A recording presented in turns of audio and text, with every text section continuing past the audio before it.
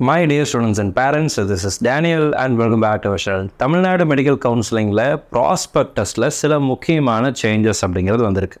இன்னும் புரிகிற மாதிரி சொல்லணும்னா இந்த வருடம் மருத்துவ கலந்தாய்வில் சில முக்கியமான மாற்றங்களை நம்மளுடைய ப்ராஸ்பெக்டஸில் இன்ஃபர்மேஷன் அப்படிங்கிறது கொடுத்துருக்குறாங்க. என்னென்ன சேஞ்சஸ் இருக்குது, அடிஷ்னல் செக்யூரிட்டி டெபாசிட் அப்படிங்கிற ஒரு விஷயத்தை கொண்டு வந்திருக்கிறாங்க. இதெல்லாம் நம்ம இந்த வீடியோவில் தெளிவாக பார்க்கலாம். இந்த வீடியோ கண்டிப்பாக உங்களுக்கு யூஸ்ஃபுல்லாக இருக்கும். இந்த மெடிக்கல் கவுன்சிலிங் ப்ராசஸில் கவர்மெண்ட் கோட்டா, மேனேஜ்மெண்ட் கோட்டா, இந்த ரெண்டு விதமான கவுன்சிலிங் அப்படிங்கிறது தமிழ்நாடு ஸ்டேட் கவுன்சிலிங் கீழே வருது. இந்த ரெண்டு கவுன்சிலிங்லேயும் நம்ம இந்த வீடியோவில் பார்க்கக்கூடிய மாற்றங்கள் இந்த ஆண்டிலிருந்து நடைமுறைக்கு வருகிறது அப்படிங்கிறது நம்மளுடைய ப்ராஸ்பெக்டஸ்லேருந்து நான் உங்களுக்கு புரிகிறபடி எக்ஸ்பிளைன் பண்ணுறதுக்கு ட்ரை பண்ணுறேன். இந்த வீடியோவை ஸ்கிப் பண்ணாமல் ஃபுல்லாக பாருங்கள். அட் த சேம் டைம் இது வரைக்கும் நீங்கள் நம்மளுடைய சேனலை சப்ஸ்கிரைப் பண்ணாமல் இருந்தீங்க அப்படின்னா மறக்காமல் சேனலை சப்ஸ்கிரைப் பண்ணிக்கோங்க. அண்ட் கூடவே பக்கத்தில் இருக்கிற நோட்டிஃபிகேஷன் ஐக்கானையும் ஆன் பண்ணி வச்சுக்கோங்க. So without wasting time, there are certain major changes Tamil Nadu medical கவுன்சிலிங்கில். முதல் முக்கியமான ஒரு மாற்றம் என்னன்னு சொல்லி கேட்டிங்கன்னா, ஆப்ட் அவுட் ரூல் அப்படிங்கிற ஒரு ரூலை ரிமூவ் பண்ணியிருக்கிறாங்க. இந்த ஆப்ட் அவுட் ரூல் அப்படிங்கிறது என்னன்னு சொல்லி கேட்டிங்கன்னா, முதல் சுற்றில் நீங்கள் எந்தெந்த கல்லூரிகளையெல்லாம் போடலையோ, எந்தெந்த காலேஜஸ் எல்லாம் நீங்கள் சாய்ஸ் ஃபில்லிங்கில் ஆட் பண்ணலையோ, அந்த காலேஜஸ் எல்லாம் செகண்ட் ரவுண்ட் தேர்ட் ரவுண்டில் உங்களால் ஆட் பண்ண முடியாது அப்படிங்கிறது தான் ஆப்ட் அவுட் ரூல். இந்த ரூல் கடந்த ஆண்டு வரைக்கும் நடைமுறையில் இருந்துச்சு. ஆனால் இந்த வருஷத்தினுடைய government quota prospectus and management quota prospectus இந்த ரெண்டையும் நம்ம ஃபுல்லாக கோத்ரூ பண்ணி பார்த்தோன்னா இந்த ஆப்ட் அவுட் ரூல் அப்படிங்கிற ஒரு விஷயத்தை பற்றி ப்ராஸ்பெக்டஸில் சொல்லவே இல்லை. ஸோ அதனால் இந்த ரூல் அப்படிங்கிறது இந்த ஆண்டில் நடைமுறைக்கு இல்லை அப்படிங்கிறத பார்க்குறோம். அப்போ இதனால் நமக்கு இருக்கக்கூடிய அட்வான்டேஜ் என்னன்னு சொல்லி கேட்டிங்கன்னா, முதல் சுற்றில் நீங்கள் பிடிஎஸ் டென்டல் காலேஜஸ் போடாமலே இருந்தீங்கன்னா கூட இரண்டாம் சுற்றில் நீங்கள் டென்டல் காலேஜஸை பிடிஎஸ் காலேஜஸை நீங்கள் ஆட் பண்ணிக்க முடியும். அட் த சேம் டைம் ஒரு சில தனியார் மருத்துவக் கல்லூரிகளை நீங்கள் முதல் சுற்றில் போடாமல் ஒன்லி கவர்மெண்ட் காலேஜஸ் மட்டும்தான் போடுறீங்க, செகண்ட் ரவுண்டில் ப்ரைவேட் காலேஜ் போட்டுக்கலாம் அப்படின்னு நீங்கள் நினைக்கிறீங்க அப்படின்னா கூட பிகாஸ் ஆஃப் திஸ் சேஞ்ச் இந்த வருஷம் நம்மளால் அதை செஞ்சு கொள்ள முடியும், நம்மளால் ஆட் பண்ணிக்க முடியும். ஆனால் என்னுடைய சஜஷன் என்னென்னா, நீங்கள் எந்த கேட்டகரியில் ஜாயின் பண்ணணும் அப்படின்னு நீங்கள் நினைக்கிறீங்களோ அதை ஃபாஸ்ட் ரவுண்ட்லேயே போட்டு எடுக்கிறது அப்படிங்கிறது தான் நல்ல விஷயமா இருக்கும். பிகாஸ் இந்த வருடம் காம்படிஷன் அப்படிங்கிறது ரொம்பவே அதிகமாக இருக்குது. அப்போ இந்த இன்க்ரீஸ்டு காம்படிஷனில் நம்ம ஃபர்ஸ்ட் ரவுண்டில் இருக்கக்கூடிய பெரிய ஆப்பர்ச்சுனிட்டி, ஏன்னா ஃபர்ஸ்ட் ரவுண்டில் எல்லா காலேஜஸ்லேயும் 100% சீட்ஸ் ஓப்பனாக இருக்கும், வேக்கண்ட்டாக இருக்கும் இல்லைங்களா. எந்த சீட்லேயும் யாரும் சேர்ந்துருக்க மாட்டாங்க. எந்த காலேஜும் யாருக்காகவும் சீட்டை ரிசர்வ் பண்ணி எல்லாம் வச்சுருக்க முடியாது. 100% சீட்ஸ் கவுன்சிலிங் மூலமாகத்தான் ஃபில் பண்ணப்பட போகுது. அப்போ இந்த கவுன்சிலிங்கில் ஃபர்ஸ்ட் ரவுண்டில் நீங்கள் பார்ட்டிசிபேட் பண்ணும்போது உங்களுக்கு இருக்கிற அட்வான்டேஜ் என்னென்னா, நீங்கள் எந்த காலேஜை பார்த்தாலும் அதில் உங்களுடைய கம்யூனிட்டியில், உங்களுடைய கேட்டகரியில் மேனேஜ்மெண்ட் கோட்டானா மேனேஜ்மெண்ட் கோட்டாவில், கவர்மெண்ட் கோட்டானா கவர்மெண்ட் கோட்டாவில் அந்த சீட்ஸ் அப்படியே ஃபுல்லாக இருக்கும். ஸோ உங்களுடைய மார்க் அண்ட் ரேக்குக்கு தகுந்த மாதிரி உங்களுக்கு அந்த கல்லூரியில் இடம் கிடைப்பதற்கான வாய்ப்புகள் அப்படிங்கிறது அதிகம். இரண்டாம் சுற்று போகும்போது என்ன நடக்கும்னு சொல்லி கேட்டிங்கன்னா, நீங்கள் எதிர்பார்த்துருக்கிற கல்லூரியில் வேறு சில மாணவர்கள் சேர்ந்திருப்பாங்க, அல்லது உங்களுக்கு மேலே இருக்கக்கூடிய மாணவர்கள் அந்த கல்லூரிகள் வேணும்னு சொல்லி ரீஅலாட்மெண்ட்டில் ட்ரை பண்ணியிருப்பாங்க. ஸோ இந்த மாதிரி விஷயங்கள்னால உங்களுக்கு செகண்ட் ரவுண்டில் நீங்கள் எதிர்பார்க்குற காலேஜ் கிடைப்பதற்கான வாய்ப்புகள் அப்படிங்கிறது, ப்ராபபிலிட்டி அப்படிங்கிறது கொஞ்சம் குறைவு. அதனால் ஃபர்ஸ்ட் ரவுண்ட்லேயே நீங்கள் விரும்புகிற காலேஜஸை கேட்டகரியை ஆட் பண்ணிக்கிறது அப்படிங்கிறது நல்லது. இது என்னுடைய சஜஷன். அடுத்ததாக ரீஅலாட்மெண்ட் அப்படிங்கிறது second round and third round இந்த ரெண்டு சுற்றுகள்லையும் கொண்டு வந்திருக்கிறாங்க.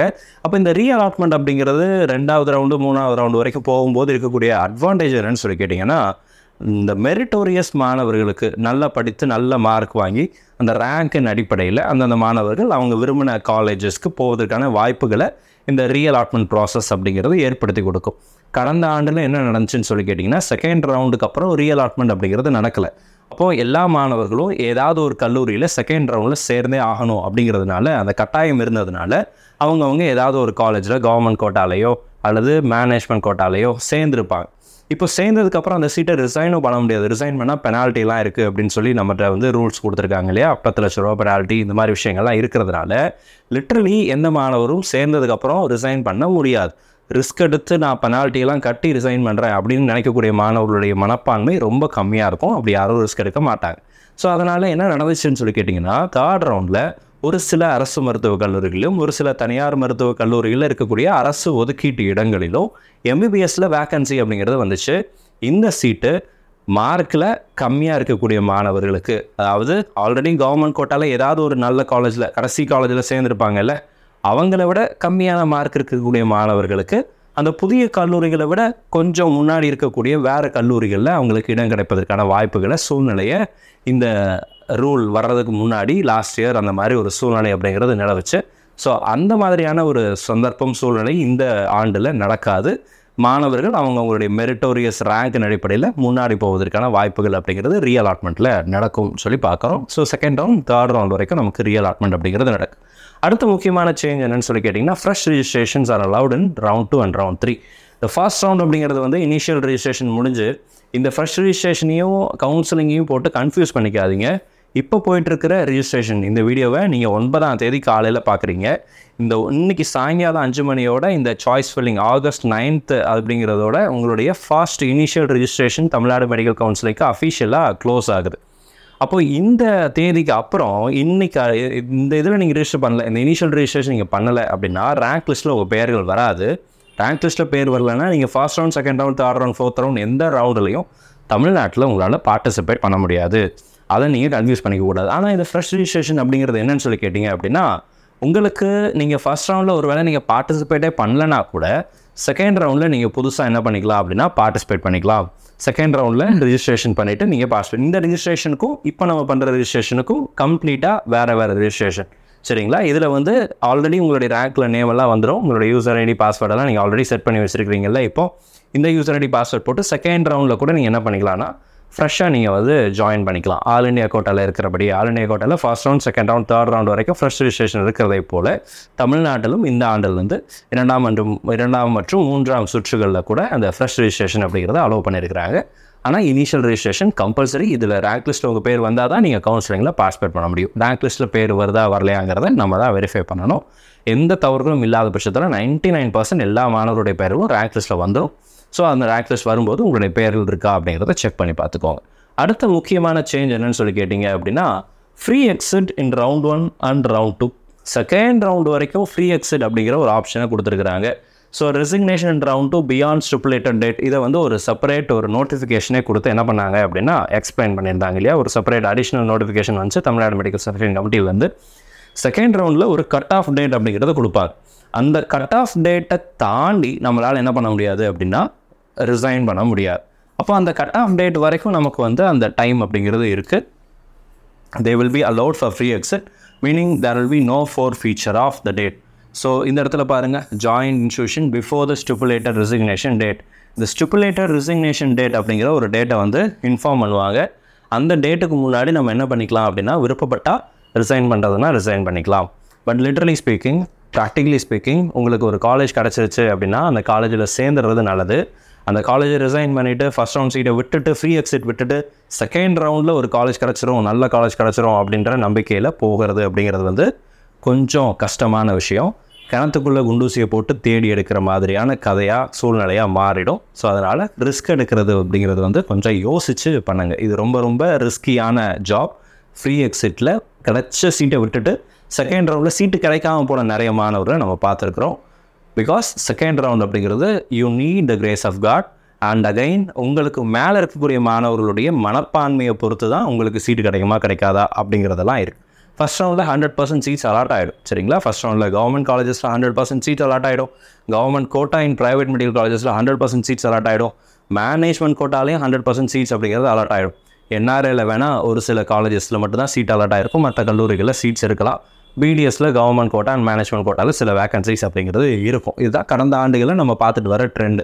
ஸோ அப்போது ஃபஸ்ட் ரவுண்டில் எம்பிபிஎஸை பொறுத்த வரைக்கும் எல்லா சீட்டுமே அலாட் ஆயிடுச்சு அப்படின்னா சேர்ந்தவங்க எல்லாருமே அங்கேயே ஜாயின் பண்ணி படிக்க போகிறாங்கன்னா எங்கே போய் வேகன்சி கிரியேட் ஆகும்? இப்போ செகண்ட் ரவுண்ட் அப்படிங்கிற ஒரு இதுக்கான லிட்டரலான மீனிங் அப்படிங்கிறது தேவையில்லாமல் போய்டும். அந்த செகண்ட் ரவுண்ட் அப்படிங்கிற பர்பஸே இல்லாமல் போய்டும் இல்லையா?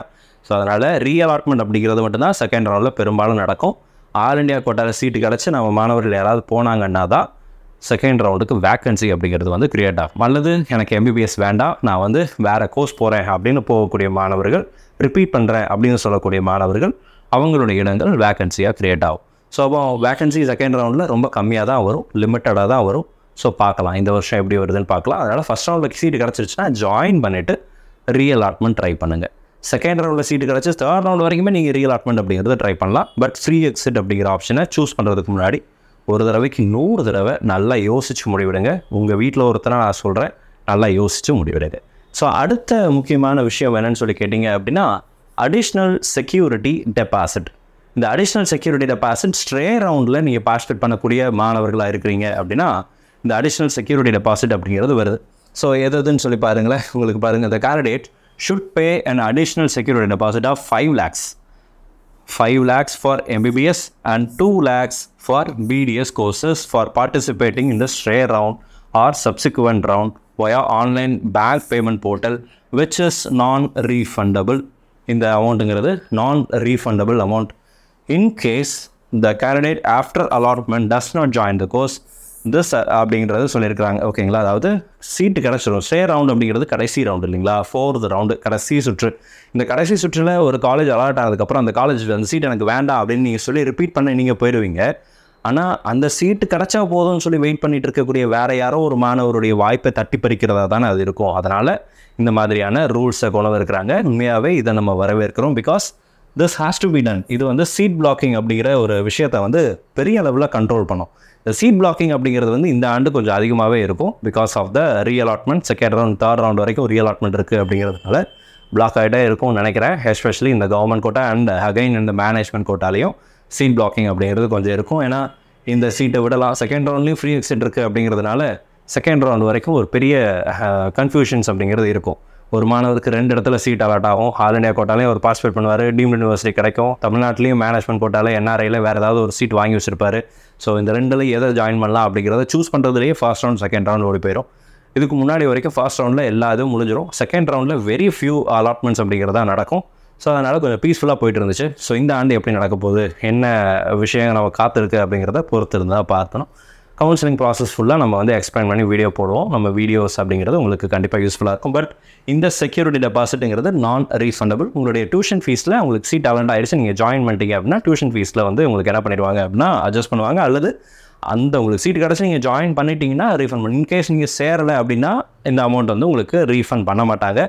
ப்ளஸ் உங்களுக்கு செக்யூரிட்டி டெபாசிட் போயிடும். அது போக நீங்கள் கட்டியிருந்த டியூஷன் ஃபீஸ், ஒரு வேலை தேர்ட் ரவுண்டில் வேறு ஏதாவது நீங்கள் டியூஷன் ஃபீஸ் எடுத்துட்டிங்கன்னா அது போயிடும். பெனால்ட்டி 10 lakhs rupees அப்படிங்கிறது இருக்குது. அண்ட் ஒரு வருஷம் நம்ம கவுன்சிலிங்கில் பார்ட்டிசிபேட் பண்ண முடியாத மாதிரியான பார் அப்படிங்கிறது இருக்குது. உங்களை பார் பண்ணிடுவாங்க, உங்களை பேன் பண்ணிடுவாங்க. இந்த மாதிரி நிறைய காஷன்ஸ் அப்படிங்கிறது வந்து நிறைய எச்சரிக்கைகள் அப்படிங்கிறது இந்த ஸ்டே ரவுண்டில் சீட்டு கிடச்சி சேராமல் போகக்கூடிய மாணவர்களுக்கு இருக்குது, காத்து கொண்டு இருக்குது. நம்ம ப்ராஸ்பெக்டஸில் இருக்குது. நம்ம இதுக்கு முன்னாடி போட்ட வீடியோஸ்லாம் கூட எக்ஸ்பிளைன் பண்ணியிருக்கோம். நம்ம வீடியோஸ் எல்லாம் போய் பாருங்கள். ஸோ இந்த வீடியோ உங்களுக்கு யூஸ்ஃபுல்லாக இருந்திருக்கும்னு நினைக்கிறேன். So these are all the changes in Tamil Nadu medical counselling in this year. இந்த வருஷத்தில் இந்த முக்கியமான சேஞ்சஸ் எல்லாம் இந்த வருஷத்துலேருந்து நடைமுறைக்கு வருது. ஸோ இந்த விஷயங்கள்லாம் மனசில் வச்சுட்டு சாய்ஸ் ஃபில்லிங் பண்ணும்போது ரொம்ப கேர்ஃபுல்லாக பண்ணுங்கள். சாய்ஸ் ஃபில்லிங் அப்படிங்கிறது தான் உங்களுடைய சீட்டை உங்களுக்கு எடுத்து கொடுப்பதற்கான ஒரு திறவுகோலாக இருக்குது. ஸோ அந்த கீயை கரெக்டாக யூட்டிலைஸ் பண்ணுங்கள். Because that is very important. So இந்த வீடியோ உங்களுக்கு யூஸ்ஃபுல்லாக இருந்திருக்கும்னு நினைக்கிறேன். யூஸ்ஃபுல்லாக இருந்துச்சு அப்படின்னா மறக்காம வீடியோவை லைக் பண்ணிவிட்டு இந்த வீடியோவை உங்களுடைய நண்பர்கள் உறவினர்களுக்கு ஷேர் பண்ணுங்கள். All the very best and thank you so much. நம்ம வீடியோ பார்க்கக்கூடிய மாணவர்கள் மற்றும் பெற்றோர்களுக்கு அவங்க விரும்பின மருத்துவக் கல்லூரிகள் கிடைக்கணும்னு சொல்லி உங்களுக்கு அதான் ப்ரே பண்ணிக்கிறேன். All the very best and thank you so much.